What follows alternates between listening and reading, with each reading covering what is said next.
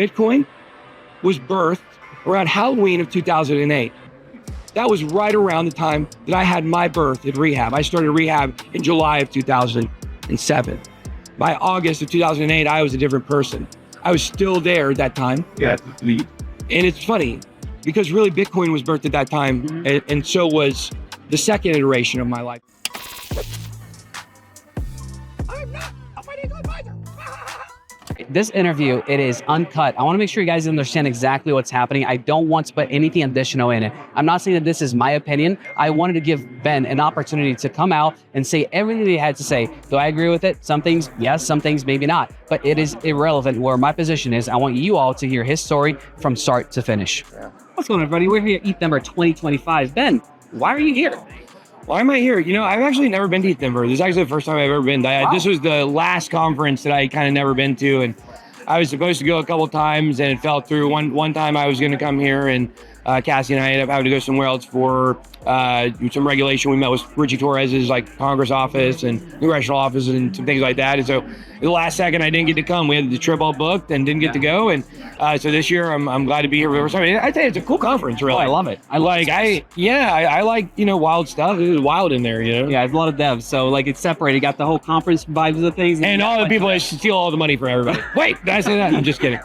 You're too hilarious. What people are missing is this is a new Ben Armstrong. This has been the Bitboy Armstrong. I'm both in one. I wield the power of Bitboy, but I have the wherewithal and common sense and resilience of Ben Armstrong. They probably both have a little resilience in them. One is an on-stage persona, one is my personal self.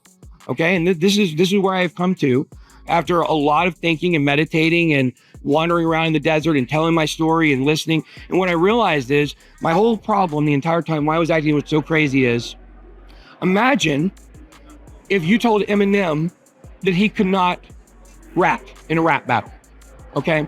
Imagine Picasso. If you told Picasso that he could not paint in an art battle. What the lawyers have done to me is they have made it to where Bitboy cannot tell a story.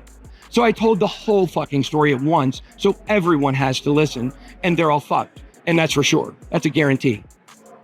Wow. Okay, so you do want the truth to come out. We got that. Let me finish. Go ahead, okay? Because I understand what you're getting at. It seems like I care a lot because I care because it's my story, okay? The story, my book, is my maturation process. I am now mature. I now make efforts to be mature instead of be childish. So even then when I got a little elevated, those are things I'm going to try to work out. I'm going to try to be calm all the time because my message and my story is so important for people to hear. The things I talk about in this book, the constant need for validation from females, getting molested as a kid, constant drug addiction, overdosing, going to hell after my overdose. I don't know if I died or not. I don't have the records because I was also under arrest. I've been arrested 9 or 10 times. I've been through a lot of shit and I'm still here and I'm still fighting. And my message is the same one as Bitcoin is. Bitcoin was birthed around Halloween of 2008. That was right around the time that I had my birth at rehab. I started rehab in July of 2007. By August of 2008, I was a different person. I was still there at that time. Yeah. And it's funny because really Bitcoin was birthed at that time, and so was the second iteration of my life. The first iteration of my life was childhood into being a drug addict. Yep. The second iteration of my life was addiction being the center of my life as I not only got off drugs, but spent 10 years working in and out of rehabs as just a counselor or a volunteer or in a professional role, and eventually as executive director. We are now into phase 3 of my life. Phase 3 of my life is about cryptocurrency and education and AI and all the fun stuff I get to do. And that's going to remain the focus, and all the stuff that's been the sideshow of Ben Armstrong's life is over. So if that's Ben 3.0, what's the impact that you're hoping to make?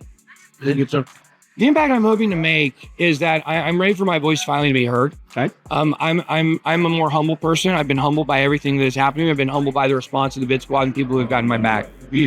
But I know that I'm the best at what I do. I'm the best at talking about cryptocurrency. I'm the best at talking about blockchain. I'm the best at making it relatable for the average person. I'm not the most technical. That's what actually gives me a lot of the gifts that I have. And now as we move to a new frontier of decentralization, as it moves from only blockchain to now AI is going to be our great decentralization race. I'm prepared for that. I've already built AI systems that allow me to talk like the way I'm talking.